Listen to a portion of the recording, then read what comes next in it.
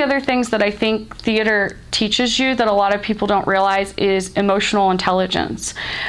You're able to read facial expressions, you're able to understand people and really have people skills. And that's a huge, huge thing in corporate America, is understanding how to work with others, understanding how people work and think, and how to manage situations. When you're in theater, everything's live, everything happens in the moment. You know, there's no second chance. You have to bring your best and be prepared.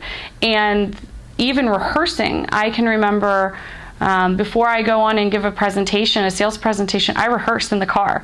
And that really, as I grew up through the ranks, that really helped my presentation skills. I've been told in my industry that I give the best presentations, and everyone says I'm so natural when I speak, and I can accredit a lot of that to the skills that I learned at WVU. So one of the things that I enjoyed about the department is the way that it made WVU seem a lot smaller.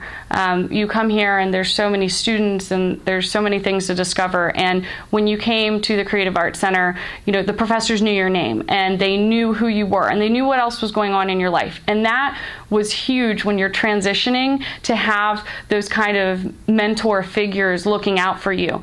And I remember a couple of times, you know, if I was having a bad week or a bad month, a professor pulling me aside and saying, "Hey, let me check in with you. What's going on with you?" And I think if I'd been in a bigger department or with other professors, I would just be a number, and maybe I wouldn't have got that one-on-one time.